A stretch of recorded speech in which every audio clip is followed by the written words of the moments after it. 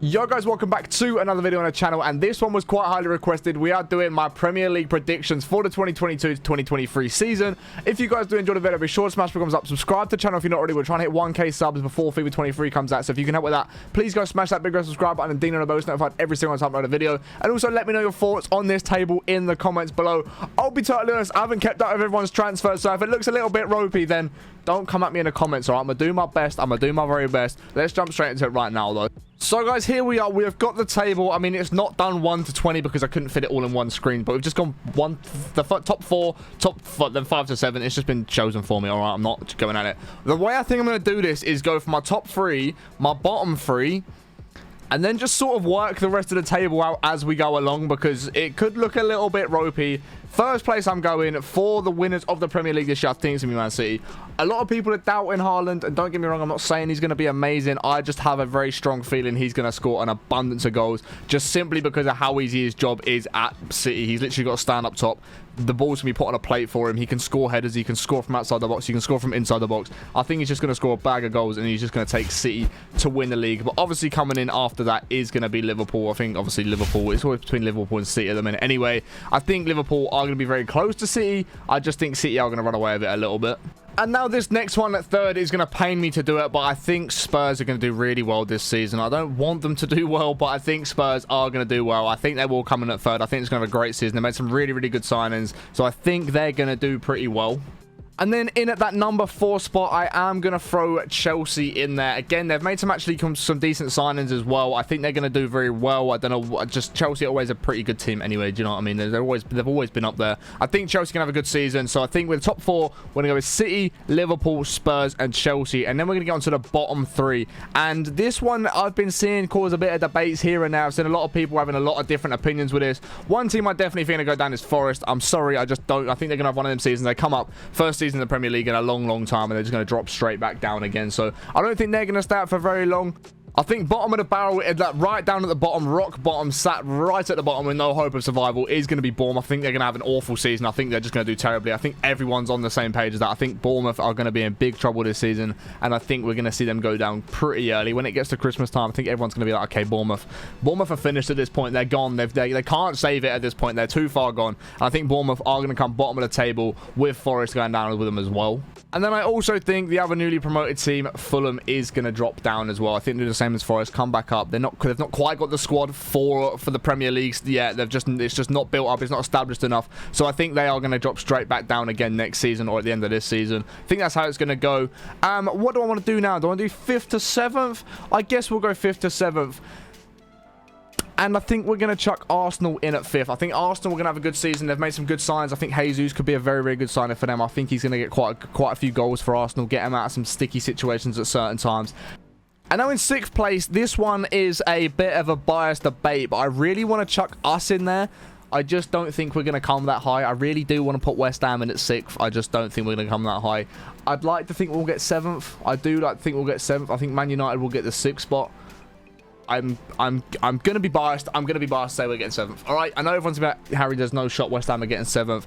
We've made some good signings. We haven't brought in the squad depth that we've needed. I'll be honest. We seem to be signing players, but then selling players in that position that we just signed players, which makes no sense. We need the squad depth. But if we don't get too many injuries, I think we'll be calm. I think we'll do all right. We'll do well in the Conference League, and we'll finish nicely in the Premier League as well.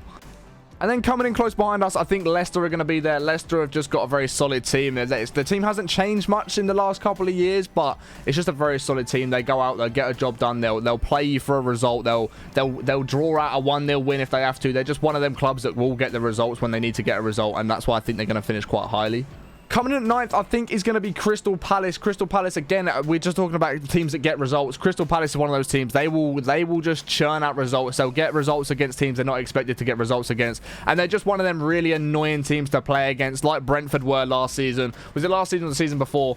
But Brentford were just one of them teams that were just super annoying. They could just seem to grind out 1-0 wins. I don't know what they were doing, but they just seem to do it so well. And then coming in after Palace, I do think Newcastle are going to get that, what is that, 8, yeah, that 10th spot. I think Newcastle will be getting that 10th spot there. Again, they made some decent signings. They're looking not too bad in pre-season, and I think they're going to start doing well. I think they're going to have a good season this year, and that's why I'm going to put them in at 10th. Coming in at 11th, a lot of people might slate me for this one, putting Aston Villa down that low. I know a couple of Aston Villa fans, they're very excited with the signings that they've made. They think they're going to do very well this season.